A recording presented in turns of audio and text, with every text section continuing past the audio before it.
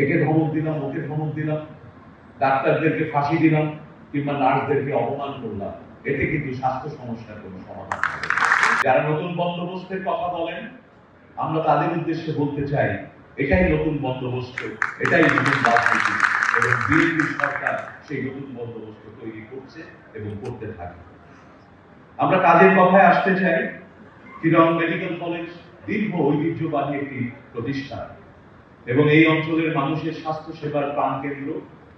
শুধুমাত্র চট্টগ্রামের নয়, এর আশেপাশের জেলাগুলো থেকে বিশেষায়িত সেবা পেতে মানুষ কিন্তু এই প্রতিষ্ঠানটির উপর নির্ভর করে। এই প্রতিষ্ঠান থেকে তৈরি হয়েছে অনেক বড় বড় ডাক্তার, বিশেষজ্ঞ, যারা শুধু এই প্রতিষ্ঠানকেই নয়, সারা বাংলাদেশের বিভিন্ন প্রতিষ্ঠানে অধ্যাপক হিসেবে কর্মরত আছেন। আমি আজকে সবচেয়ে দুঃখিত হয়েছি, কষ্ট পেয়েছি যখন জানতে পেরেছি, স্লাইডটা দেখেছি যে এখানে মেডিকেল কলেজ, সেখানে প্রায় 50টির মতো অধ্যাপক পদ খালি হয়ে গেছে। সেখানে প্রায় 100টির মতো বোধহয় সহযোগী অধ্যাপক, সহকারী অধ্যাপক পদ খালি হয়েছে। প্রায় 200টির মতো অধ্যাপক, সহযোগী অধ্যাপক এবং সহকারী অধ্যাপক মিলিয়ে 190টার উপরে পদ শূন্য। আমাদের স্বাস্থ্য সমস্যাটাকে আসলে আমাদের সামগ্রিকভাবে দেখতে হবে। আমি আপনাদের কিছু কথা বলতে চাই, কারণ এখানে কিন্তু সাধারণ কোন অডিয়েন্স না। আমি একজন রাজনৈতিক কর্মী, নির্বাচন করেছি, হাজার হাজার মানুষের সামনে গ্রামেগঞ্জে বক্তব্য দিয়েছি, কিন্তু আজকের এই সমাবেশটি দেশের সর্বোচ্চ শ্রেষ্ঠ মেধাবী মানুষদের একটি সমাবেশ।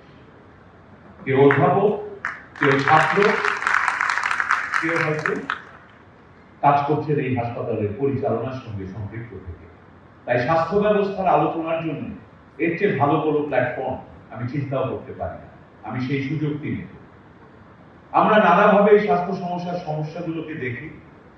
কেউ কেউ আমরা মনে করি একটা হাসপাতাল ভিজিটে গেলাম, একে ধমক দিলাম, ওকে ধমক দিলাম, ডাক্তারদেরকে ফাঁসি দিলাম কিংবা নার্সদেরকে অপমান করলাম, এতে কিন্তু স্বাস্থ্য সমস্যার কোনো সমাধান হবে না। আমরা যদি মনে করি যে একজন রোগী মারা গেলেই স্বাস্থ্যকর্মী, ডাক্তার, চিকিৎসক তাদের উপরে হামলা করব, খুব বাহাদুরি দেখাবো, তাতেও কিন্তু স্বাস্থ্য সমস্যার কোনো সমাধান হবে না। আমাদের স্বাস্থ্য ব্যবস্থাকে দেখতে হবে সামগ্রিকতায়। একদিকে যেমন আজকে বলছি আমরা এই মেডিকেল কলেজে 200র মতো অধ্যাপক থেকে সহকারী অধ্যাপক পদ খালি।